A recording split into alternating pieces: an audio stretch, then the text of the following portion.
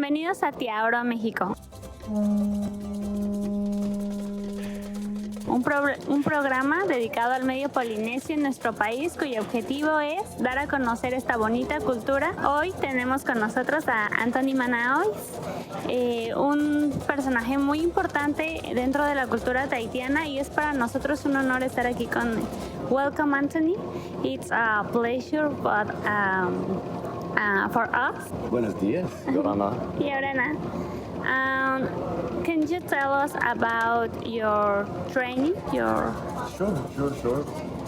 When I was, I think it started about 8 or 9 years old. My mother already was into hula from her mother. So my background is Hawaiiano first. My mother is Hawaiian German. My father is Filipino. They both grew up in the islands of Hawaii. And before they started having children, they moved to California. So I'm the oldest of 4.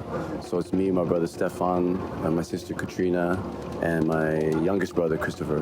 We were all born and raised in California. However, we were sent to Hawaii to live with my grandparents, or to spend time with my grandparents. My mother had opened her halal in 1976. I was about 9 years old, and we began training in hula, Hawaiian hula, as well as we are already part of the dance Ori Tahiti, Tahitian dance. From that period, I started playing to'ere first, and then from there I learned Tahitian dance. We were involved in many different festivals and competitions, like the San Francisco Tahiti Fit that was held, the first one in 1979, and then from 1980 is when the first year I was involved. I think I was like 9 or 10 years old. Drumming to'ere, I was a house drummer for the orchestra that was playing for all the soloists. And then from there, learned to dance, competed in competitions with my brothers and my sister. And from there, I became a little bit more attracted to Tahitian dance because of the to'ere. And then I think by high school, I was already teaching that dance from the choreographies that was taught to us. A little bit long story, but I'm older, so I have a long story. Thank you so much. You're welcome. And what do you think about the Ori Tahiti traditional from contemporary style? Well, first and foremost, it's all Ori Tahiti.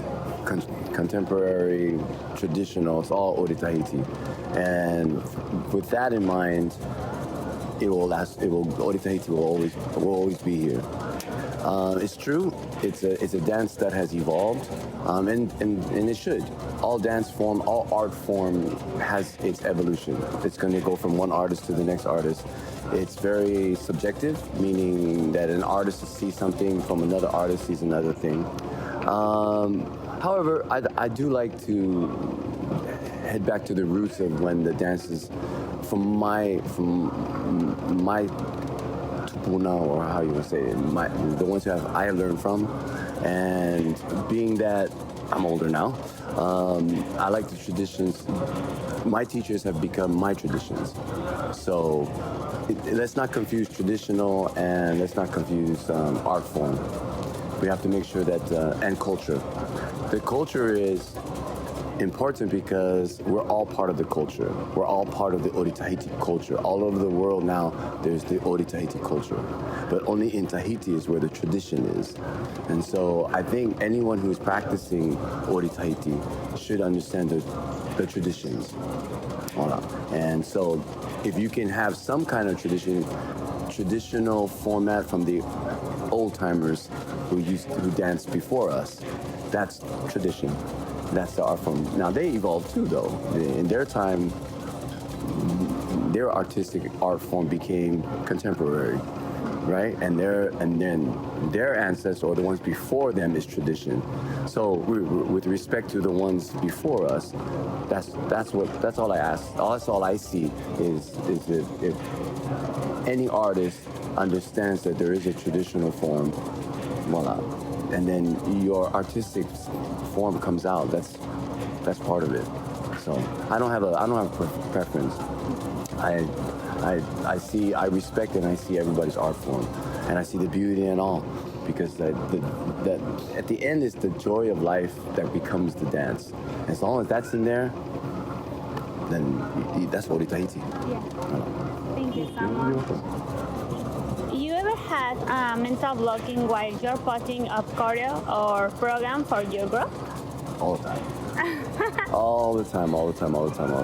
However, it's I know it comes, and I know it's gonna come, but I also know that it's gonna resolve itself. I know that the idea is gonna come, and I don't force it. I just let it happen. If it's not the time, then it's not the time. But I mean, in the years that I've been choreographing here, there, and here, I mean, it's come. It just comes. You know what I mean? I'm inspired by a lot of different things, not just Polynesian culture, but different things inspire me. A walk, just walking the street, something I see on the road, and I get inspired. And so it's a very small thing. Just watching children swim in the swimming pool or in the ocean, seeing somebody, talk to somebody else.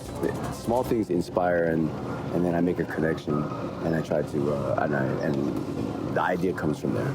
So, but no, block-wise, no, I don't see myself. I mean, you get blocked, but I don't stress over it. I try not to stress it. I say it's gonna come, and it's coming. Like yeah, and then it's a weird moment. Sometimes it's just, oh yeah, I got it, Weird. I scare people sometimes with that. Because what's wrong? Oh no, I got it. I got an idea. I mean, it just comes like that. Yeah, it's so hard because when I dance, before I... Oh, nervous? Yeah. See. Every time. Yeah, that's good. You take that nervous and you turn it into positive energy. That's the idea right there. And that's a good thing. Keep that. Don't lose that. Okay, thank you. As a Ratira, what are the challenges you have faced? That's the leader, right? You have people that look up to you, depend on you. So everything, the challenge is always to be a step ahead of the group, have all the answers when the questions come, be calm, collect, and be strong and be disciplined at the same time, yet, give a little, a leeway, if you will, but still show it's a leader. You have to be a leader. You can't be, you have to be a leader. You have to be strong, and you have to be able to make decisions. That's challenging. That's always challenging. But more than challenging as being a leader is seeing the respect that people have, because you have to show by example. You know what I mean? You have to.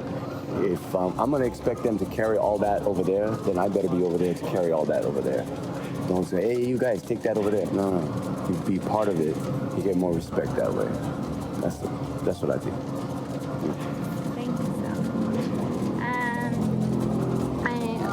so. Can you tell us recommendations for the Mexican groups? Well, recommendations. You have to go back to the Finwa. You have to go back to the motherland with no expectations. You have to absorb everything. Ori Tahiti is the dance, but there's so much more. There's so much more. To understand the Ori Tahiti, you have to understand the Finwa. You have to understand the country. You have to understand the country, you have to understand the people. You may not understand them right off the bat, but I think for people of Mexico, because you have this indigenous feel. You are people from your country. And so Tahiti is like that. We're people from that country. That's our people who live there. You weren't taken and put somewhere else. You're from here. You have ties to nature. You have ties to the Finwa, the land.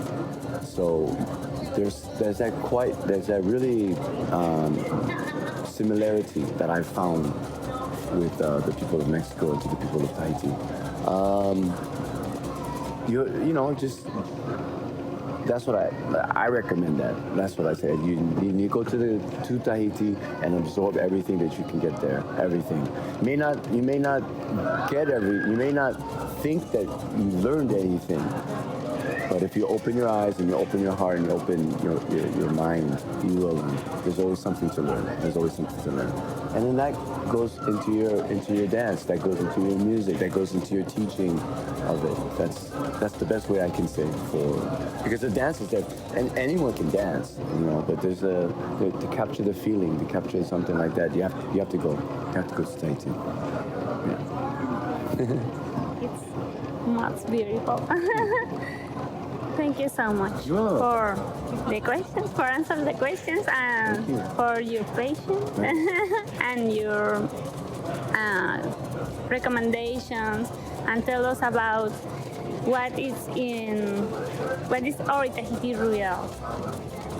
Yeah, I mean, Ori Tahiti is, like I said, it's a culture that has taken over the world. I would say take over the world, but has its place in almost every part of the world now. Everybody's familiar with Ori Tahiti. For a long time, Tahiti was not confused, but mixed with Hawaii. We always, when you see Tahitian dance, you say, Hawaii, that's the hula. Interesting enough, we have the word in Tahiti is hula. It comes from the dance as well. But now we see that when you see the Ote'a or the Aparima, everyone says, Tahitiano, Ori Tahiti, Ori Tahiti. So it's a nice feel. It's a nice thing to know that every part of the world is part of the culture of the Ori Tahiti. And so, yeah, it's beautiful. It's very beautiful. I'm sure that all of our tupuna, all of our ancestors are a part of the Ori Tahiti, and anything to do with culture in Tahiti or traditions is very proud of their country and very proud of what impact they have made on the world. So a little tiny speck in the Pacific Ocean has made an impact on the world, spread joy. That's crazy. Yeah. I don't have But there's nothing that you feel like more lean to sometimes? Sometimes I like Hawaiian. I would like Hawaiian more for the day. I wake up in the morning, I hear Hawaiian music. I love that Hawaiian music, and I'll start singing Hawaiian, and all day it's Hawaiian. Then the next day, I hear Tahitian music, or I feel the beat, and Ori Tahiti, all the way to Ori Tahiti. But I hear Samoan music, and I'll listen to Samoan music, Tongan music, Fijian music, New Zealand, I get another feel for New Zealand. So Mexican, I wake up, I hear mariachi, bam, mariachi. So I don't know, I think a lot of artists are like that. You know what I mean? They're open to different. That's how you inspire. You get inspired. So to make a preference and to say this and that, I'll let you guys decide that. Me, I love it. I love all culture. I love all tradition. But Kamani Ilikai, the first year that I came, this is going on 17 years now. Kamani Ilikai has celebrated 20 years this year, 2023. Started in 2003. I became involved in 2006. We were just in Guadalajara.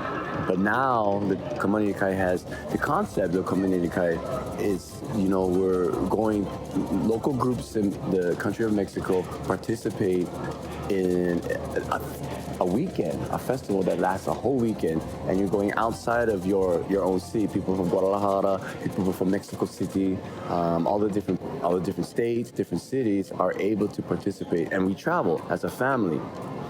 You go to the hotel or to the resort, and we're all together at the same spot for 3 days. You're all together, and that's crazy. You see each other every day for 3 days, and you eat together, you go to the competitions together, or the festivals, the events together. We play music together. We're on the stage together. That's the concept. It's crazy. The parents get to see their children. They don't have to go out of the hotel. Worry about parking. Everything is here. Your meals are here. Breakfast, lunch, and dinner. You have the resort swimming pool area. You have the bars. You have the beach. You have and you have the Polynesian dance. You have Ori Tahiti. You have groups that come to Hawike. The groups that come to just to perform. Every time I come on Ilikai, I'm like, where am I? Am I in Mexico or am I in a Polynesian island? And it's you have to experience it. If you have experienced Kamani Ilikai already, you know what I'm talking about. You will come back. You will come back. And that happens to all the groups, right? But if you haven't, you have to try. You have to try. Además. Además.